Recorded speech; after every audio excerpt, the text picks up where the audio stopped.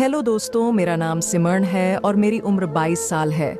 मैं केमिस्ट्री की एक अच्छी छात्रा हूँ और ये मेरा सबसे प्रिय विषय है। मेरे छोटे भाई अभिषेक की उम्र 20 साल है और वह भी मेरे साथ उसी कॉलेज में पढ़ते हैं।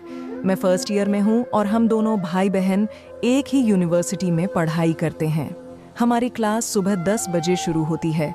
पापा और माँ ने हमारे आने जाने की सुविधा के लिए एक मोटरसाइकिल खरीदी है। भाई मोटरसाइकिल चलाता है और मैं उसके पीछे बैठकर यूनिवर्सिटी जाती हूँ। दोस्तों, अभिषेक भाई मेरे सगे भाई नहीं हैं। मेरे सगे पापा के निधन के बाद मेरी माँ ने अभिषेक भाई के पापा से शादी कर ली थी। इसी वजह से वह मेरे सौतेले भाई हैं। दोस्तों, मैं नहीं जानती थी कि मुझे अपने सौतेले भाई के साथ वह सब करने का मौका मिलेगा। मेरे माता पिता दोनों सरकारी नौकरी में हैं और रोज सुबह 9 बजे ऑफिस के लिए निकल जाते हैं। उनके जाने के बाद घर पर सिर्फ मैं और मेरा सौतेला भाई रहते हैं। हमारे घर में एक ही कॉमन बाथरूम है, इसलिए पहले मैं नहाकर तैयार होती हूँ और फिर मेरा भाई नहाने जाता है। हर दिन की हमारी दिनचर्या बिल्कुल तय होती है। मैं और मेरा भाई नहा धोकर तैयार होते हैं और यूनिवर्सिटी के लिए निकल जाते हैं। दिन भर की पढ़ाई के बाद हम दोनों लगभग 4-8 बजे घर वापस आ जाते हैं। घर का गेट लॉक रहता है और चाबी हम सबके पास होती है। शाम को करीब 5 बजे पापा और मम्मी ऑफिस से लौट आते हैं। ऐसा ही एक दिन था जब सब कुछ सामान्य लग रहा था, लेकिन उस दिन एक ऐसी घटना घटी जिसने मेरी जिंदगी को पूरी तरह बदल कर रख दिया। अब इसे एक्सीडेंटल समझ लो या जानबूझकर, हर दिन की तरह मम्मी पापा भाई और मैंने साथ में नाश्ता किया। नाश्ते के बाद मम्मी और पापा ऑफिस के लिए तैयार होकर चले गए। उनके जाने के कुछ समय बाद मैं नहाने के लिए बाथरूम में गई और दरवाज़ा बंद कर लिया। जैसे ही मैंने अपने कपड़े उतारकर साइड में रखने की कोशिश की, मुझे बाथरूम के दरवाजे के नीचे से एक परछाई सी दिखी। मैं शोवर के नीचे खड़ी थी और यह देखकर थोड़ा घबरा गई, लेकिन फिर सोचा कि शायद यह मेरा वहम होगा। मैंने खुद को समझाया और चेहरे पर साबुन लगाने लगी। तभी मैंने फिर से देखा कि बाथरूम के दरवाजे के नीचे से वही परछाई घूमती हुई नजर आ रही थी। अब मुझे महसूस हुआ कि शायद कोई दरवाजे के दूसरी तरफ से मुझे नाते हुए देख रहा है। घर में उस समय केवल मैं और मेरा भाई ही थे।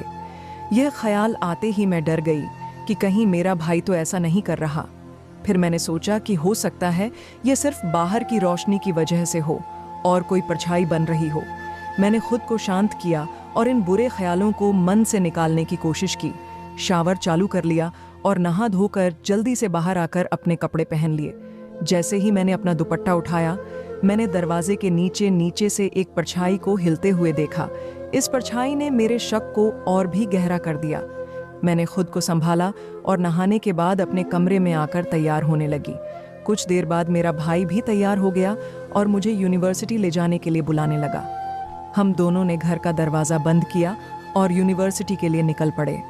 हर रोज़ की तरह मैं मोटरसाइकिल पर अपने भाई के पीछे बैठी। आमतौर पर मैं अपना बैग भाई और अपने बीच रखती थी, लेकिन उस दिन मैंने अपना बैग अपने पीछे रख दिया। शायद उस दिन मैं किसी गहरी सोच में खोई हुई थी।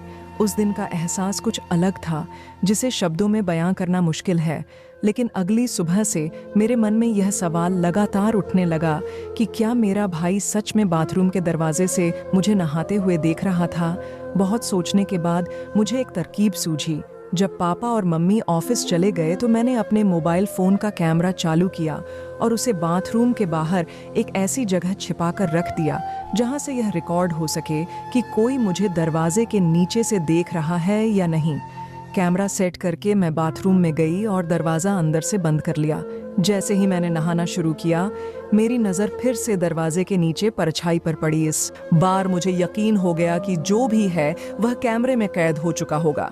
नहाने के बाद मैंने अपना फ़ोन उठाया और अपने कमरे में जाकर रिकॉर्डिंग देखी। वीडियो देखते ही मेरी आंखें फटी की फटी रह गईं। मैं यकीन नहीं कर पा रही थी कि ऐसा सच में हुआ। मेरा मन विचलित हो गया। इसके बाद मैं और मेरा भाई यूनिवर्सिटी के लिए निकल गए। मोटरसाइकिल पर बैठते हुए मैंने अपने भाई को पीछे से कसकर पकड़ लिया। रास्ते में वह मुझसे पूछने लगा, क्या हुआ, इतनी जोर से क्यों पकड़ रही हो? मैंने झिझक हुए कहा, कुछ नहीं भाई। उसके सवाल और मेरे जवाब के बीच मेरे मन में यह उलझन थी कि क्या मैं उसे यह वीडियो दिखाऊं या नहीं। तब मैंने अपने भाई से कहा, पता नहीं क्यों भाई, आज मुझे डर लग रहा है। पूरा दिन पढ़ाई करने के बाद जब मैं दोपहर को घर लौटी तो मेरा दिमाग पूरे दिन इधर उधर भटकता रहा। मुझे समझ नहीं आ रहा था कि मैं अपने भाई को वह वीडियो कैसे दिखाऊं। रात के लगभग 9-12 बजे मैं बिस्तर पर लेटी थी, लेकिन नींद बिल्कुल नहीं आ रही थी। मैंने अपने वीडियो को फिर से देखने के लिए चालू किया। काफ़ी हिम्मत जुटाने के बाद मैंने वह वीडियो अपने भाई के मोबाइल पर सेंड कर दिया। करीब 10 मिनट बीत गए, लेकिन वीडियो नहीं देखा गया। मैं सोचने लगी कि भाई वीडियो क्यों नहीं देख रहा है। बार बार मैं अपना मोबाइल चेक करती रही। 1 घंटा बीत चुका था, लेकिन अभी भी कोई प्रतिक्रिया नहीं मिली। मैं सोचने लगी क्या भाई सो गया होगा। ये सब बातें मेरे मन में घूम रही थीं। आखिरकार रात बीत गई और मुझे कोई जवाब नहीं मिला। मैं निराश होकर सो गई। अगले दिन रविवार था। रविवार होने के कारण मम्मी पापा भाई और मैं सब घर पर ही थे। हमने साथ में नाश्ता किया। नाश्ते के दौरान मैंने भाई में कोई बदलाव नहीं देखा। इसका मतलब था कि भाई ने अभी तक मेरा वीडियो नहीं देखा था। सुबह 10-सा बजे मैं अपने कमरे में बैठी थी। अचानक मेरे मोबाइल पर एक मैसेज आया।